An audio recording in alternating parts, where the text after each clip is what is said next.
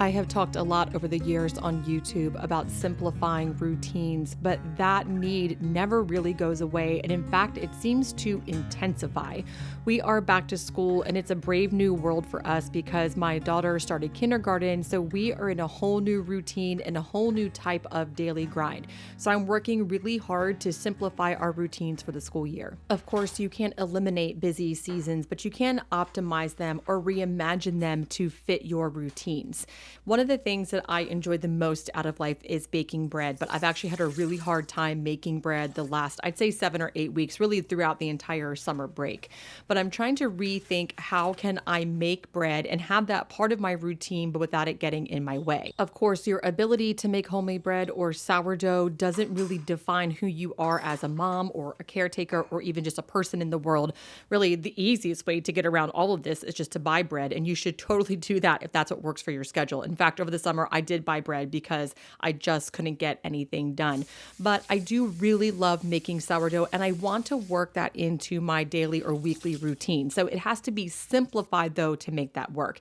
Here I am making a batch of sourdough baguettes, and what I'm experimenting with is making hybrid approached recipes that use part stand mixer and part just a few stretch and folds to get that sort of rustic, no knead type of texture in a bread. You can get this recipe over my blog at moonandmagnolia.com. But what I did for this is first I put it in the stand mixer and just let it come together for a few minutes.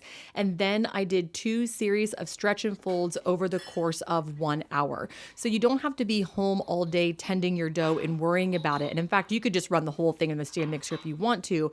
But those stretch and folds do create that chewy texture that we like from an artisan or rustic type of sourdough. I'll get back to that recipe in just a couple of minutes, but one of the most important things I find for simplifying routines is to make sure the first things I do in the morning are organized. The first thing I do is open this cupboard and get a mug for coffee, and then I grab a towel for my espresso machine. And right now, really all summer, that cabinet has been totally disorganized and I am perpetually out of clean towels. So I'm working really hard to make sure these 2 pinch points are ready to go. Now for you, it might be something different, but the way I start my day sort of sets the tone. And if I open the cabinet and the mugs are all disorganized and I can't find a clean towel to make my coffee with, then I just feel like the whole day has got off on a little bit of a frenzy. And I think the overarching point here isn't to have an organized cabinet with mugs and lots of clean towels. I mean, sure, that helps in the day to day, but I think what really matters here is to identify where is it in your day that things start to get really complicated and stressful, and how can you fix those things? For me, these pinch points or these catalysts for stress, they change depending on what season of life or just what's happening in our day to day.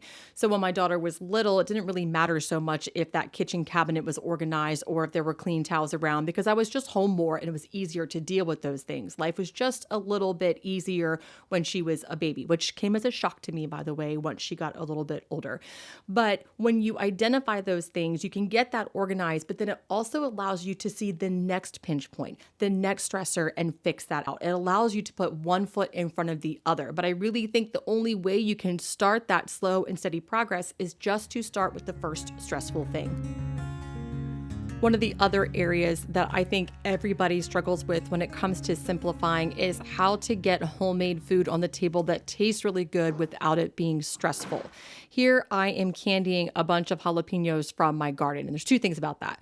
One, candying jalapeños does not simplify your life, but my jalapeno plants, I have 2 of them, and they are massively producing more than I've ever had any jalapeno plants produce before. I'm now, I think, on 10 pounds of jalapenos from 2 plants. So I wasn't really expecting any of this, but I don't want to waste the food. But also, the other way to get around that is to just don't grow jalapenos. Just buy some from the store and everything's going to be fine. But if you do have jalapenos, one of the things I really like to do with them is candy them because they are delicious on everything and they make even the most boring weeknight meals taste better. This recipe is also available over on my website at moonandmagnolia.com. You can get that link in the description box, or if you go over to my website, if you search candied jalapeños, it'll pop up. That recipe is specifically for canning, but if you don't want to can them, you can follow the entire recipe, and then rather than canning them, just cook them an extra 15 minutes. I'll talk about that in just a minute, but I'm actually not canning these right now. In the past, I have canned these, and I love having home canned food in my pantry.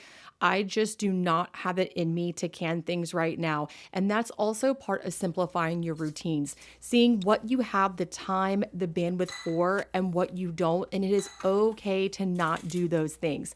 I can really get sucked into the mindset of, well, I always can jalapenos every year. I always can crushed tomatoes every year, because I did do those things in years past, but I'm just not going to do it this year. I don't have it in me. That's okay. And it's also helping me simplify my routine. These candied jalapenos can last up to 3 months in the fridge without canning them, so it's totally fine. And honestly, when I think back on it, I spent all this time canning jalapenos, and they literally last like 2 weeks because we eat them all. And I think sometimes when we're thinking about simplifying our routines, if we look back, of course, hindsight is 2020, and we spend so much time doing stuff, but was it really worth it? Did I really need to can them for a year on the shelf when they only lasted 2 weeks? Now, it is my responsibility to say that if you are canning these, you do need to follow the recipe precisely. That is a tested recipe and safe for canning. But if you're going to put these in the refrigerator like I am, you can be a little more willy-nilly with the recipe. I didn't measure anything. I eyeballed it, and that's okay for refrigerator storage, but you wouldn't want to do that for actual canning. If it weren't for freezer meals, I don't know if my family would have anything to eat right now. A huge part of simplifying our daily routines is to have food made and ready to go in the freezer. So I just published a YouTube video, I think last week, with a set of freezer meals or some really delicious sheet pan freezer meals. And in that video, I also made a lot of frozen brown rice and frozen quinoa. And then later in the weekend, I didn't film this part, but later in the weekend, I made a big batch of turkey meatballs. What I've been doing is just freezing these parts and then combining them with whatever we want that day. So here I am simply just microwaving quinoa and microwaving some pre-cooked turkey meatballs, combining them with some leftover green beans, and that is what we are having for dinner. Now, what I served this with is some really delicious homemade jalapeno hot honey. That recipe is actually also over on my website at moonandmagnolia.com. But similar to the candied jalapenos, this jalapeno hot honey makes everything delicious. You literally cannot put enough on my food for me. It is so good. And that dinner took me 6 minutes to make that night.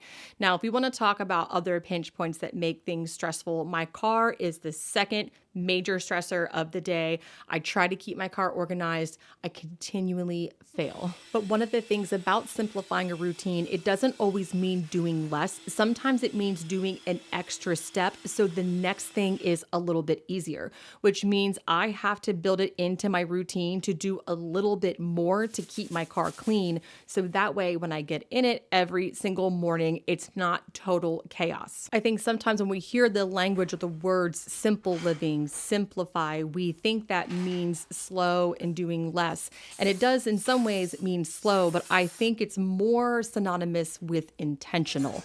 How can you get more intentional with your routine to make later in the day, to make other parts of your life more meaningful and easier? And sometimes that means you do have to build in more steps along the way, but the payoff is better. After the whole coffee and espresso machine fiasco of the morning, the next step is to get in the car. So that is sort of that second pinch point, like I was talking about. I got the whole coffee thing worked out. Now the next thing is to figure out the car. And once I finally, if I ever get that worked out, I'm sure without a doubt, there will be another pinch point down the road to figure out. But you just can't get to that next one if you haven't figured out the first one. And I think it's really important for me to disclose that I don't have this all figured out. I'm just a person like everybody else trying to make their way through the day and figure out how to make the next best step, how to put the next foot forward in front of the other. Sometimes I have it figured out and sometimes I don't. This bread turned out to be amazing. So I let this bulk ferment at room temperature and then I cold proofed it in the fridge overnight, divided it into 3 pieces and then shaped it into baguettes and baked it. They turned out delicious and they turned out beautiful beautiful. And what I really like about this is it allowed me to partake in one of my all-time favorite things to do, to make bread, but it was almost entirely hands off. And especially with sourdough, because you can make it overnight like that and break it up into 2 days, it really lends itself to simplifying your routine. As we're headed into this school year and back into a busy time of life, I hope you are finding some ways to simplify and working some beauty into your days. Thanks so much for stopping by today, and I'll see you again next time.